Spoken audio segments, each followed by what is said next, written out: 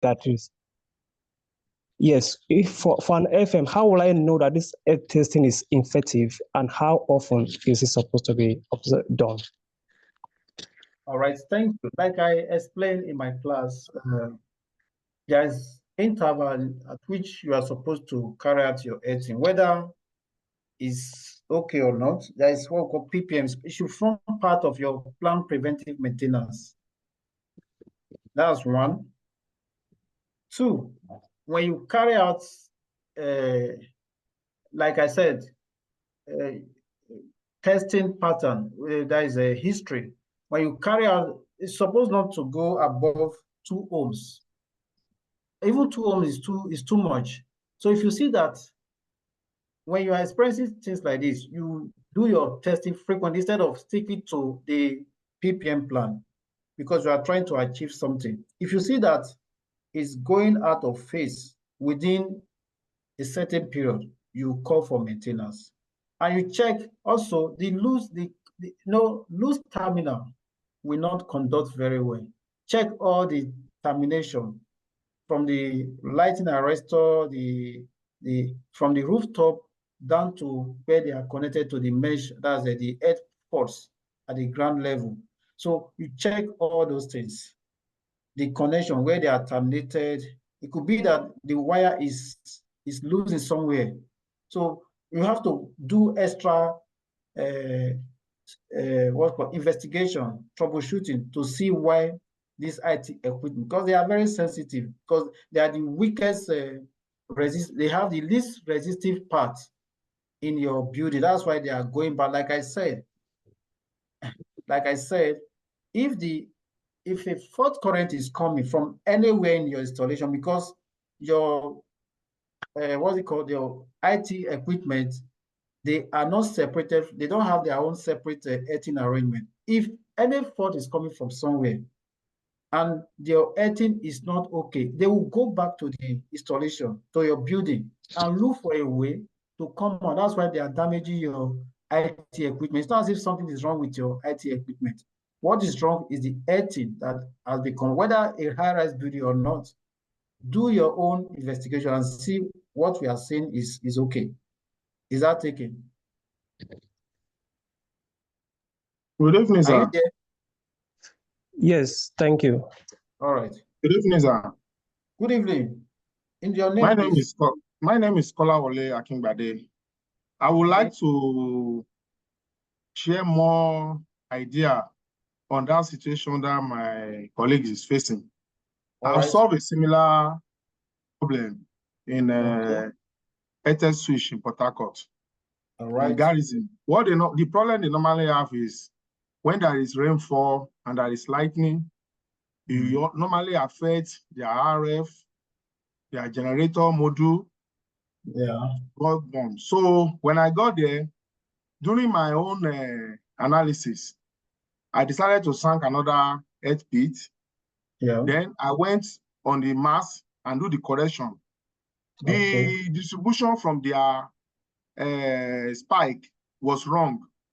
The connecting point from the spike, instead of it to come directly to the ground, they distribute the connection from the spike to some of their RF.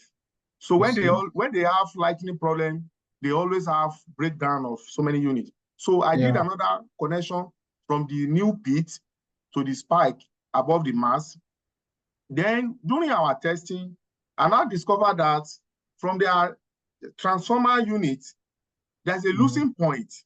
So when the spike pick the lightning, it now distributes from that point, that losing point, to the generator and damage a lot of equipment. So we have to retight and recheck all the points. And I can tell you, for 2 years now, or 3 years now, they've not had so similar issue. So the problem was solved.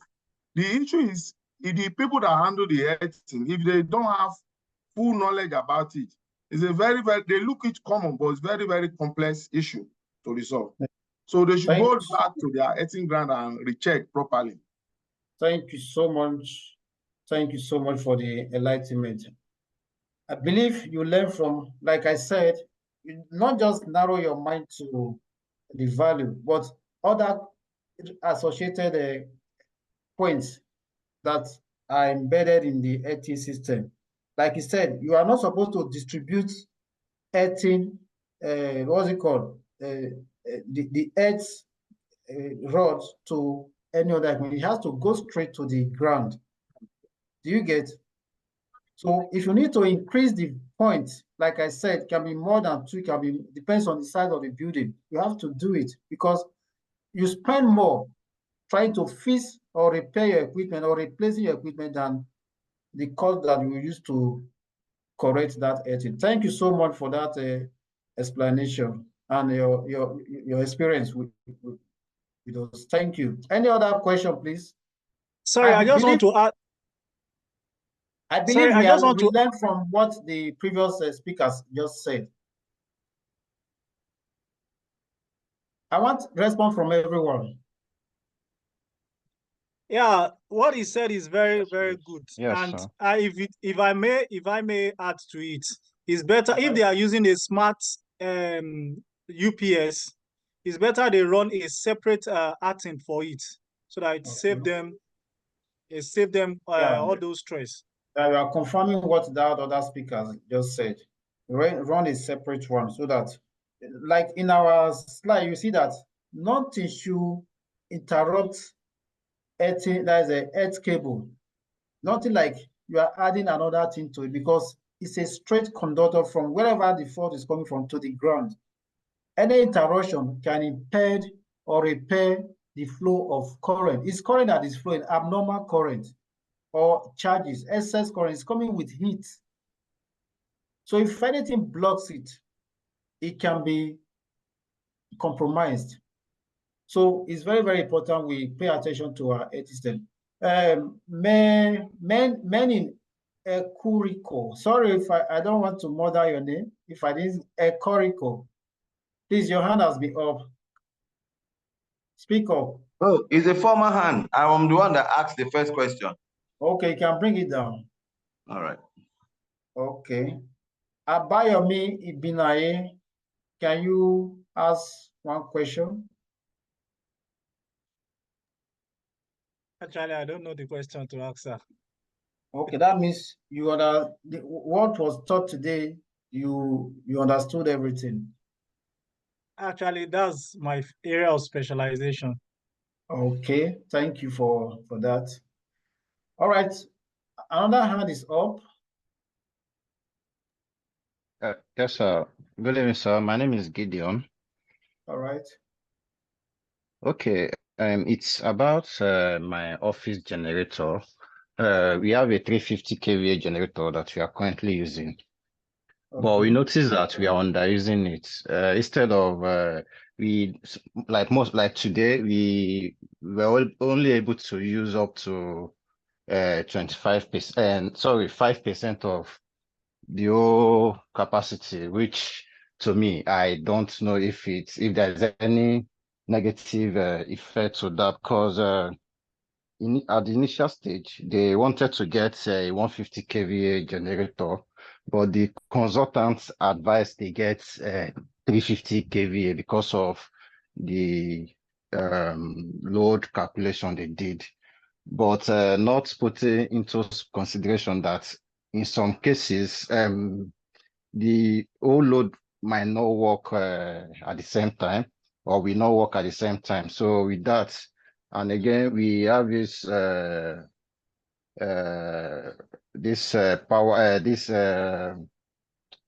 we installed also, inverter that we installed that knock off part of the current that comes into the building, just because of this increase in power tariff. So with that also, anytime the generator is on, it knocks off part of the power that comes into the building.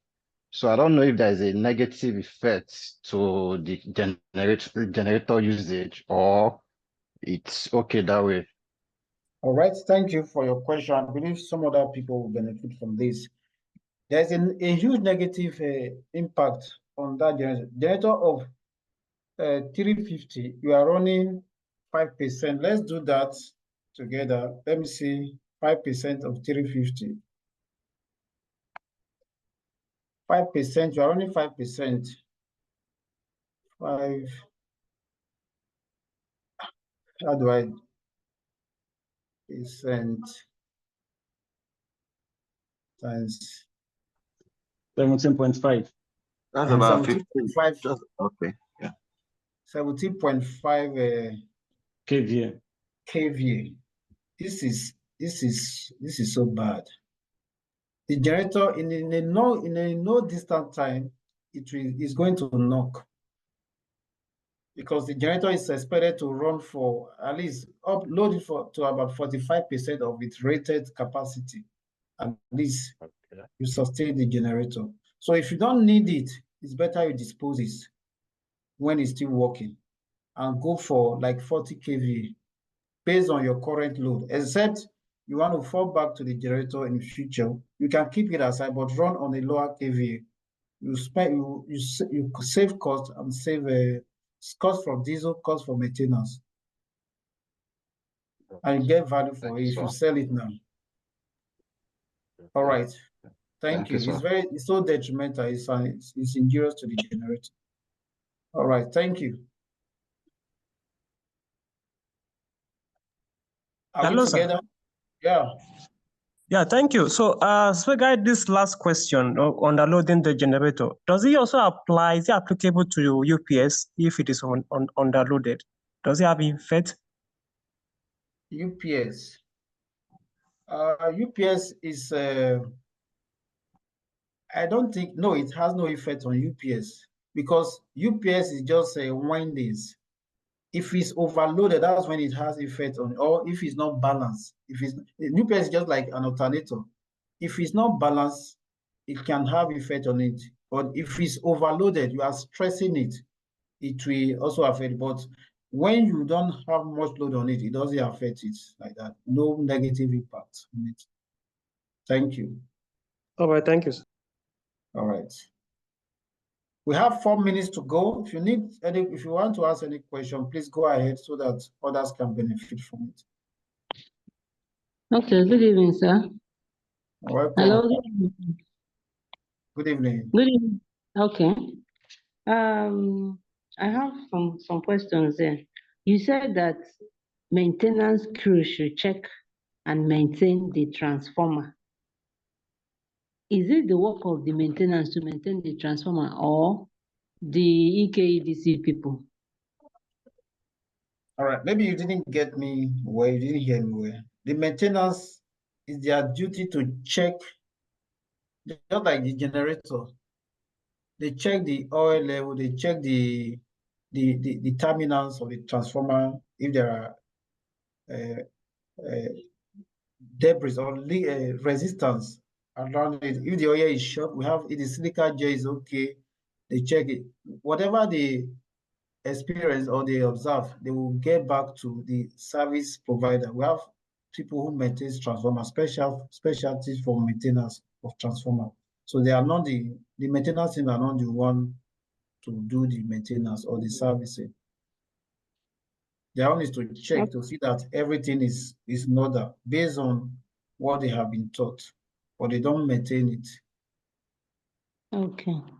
All Secondly, I'm new in this field, and I want to grab the knowledge, but the level at which the knowledge is just too much for me to grasp everything. Now, you talked about earthing. Is this earthing the same thing as thunder arrestor? Yeah, in a building, they are all embedded to the ground, because thunder arrestor, if you don't have thunder arrestor in your building, if the thunder strike, it can cause fire.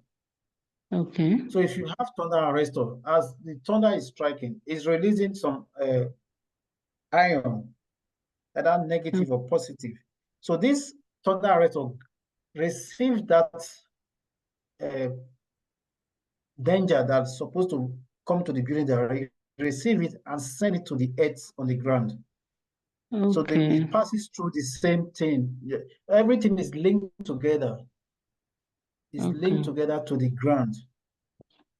You understand? Okay.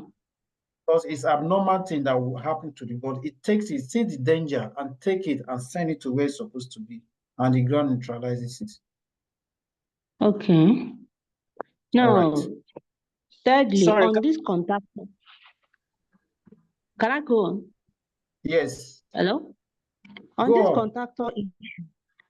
contactor issue, I discovered that we don't have very good contactor. The ones we have, very expensive, but is not very good.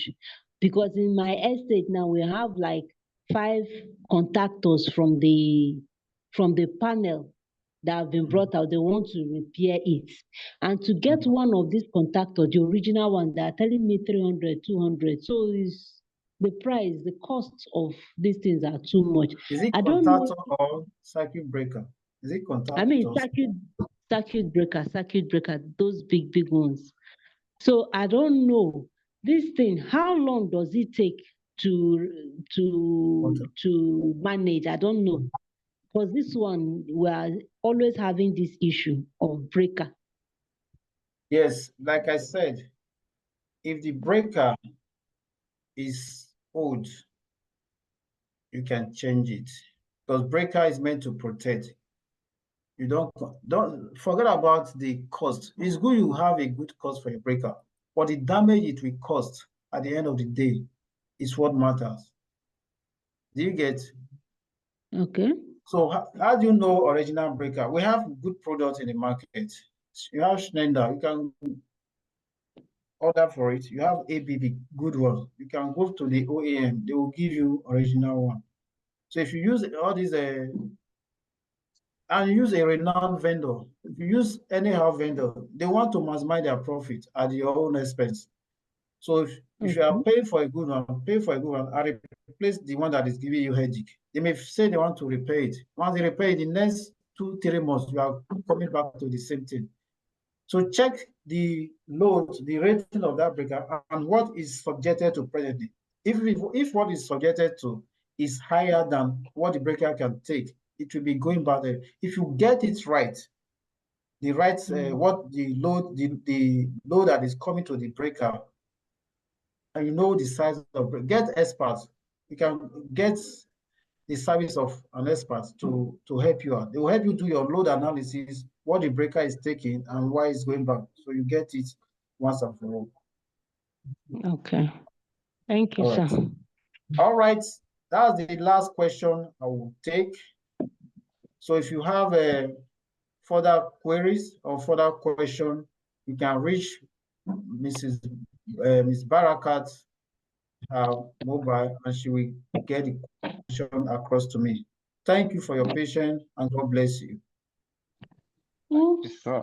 Thank you, Have a sir. great weekend. Thank you. Thank you, sir. All right. Thank you, sir. Yeah, thank you, sir.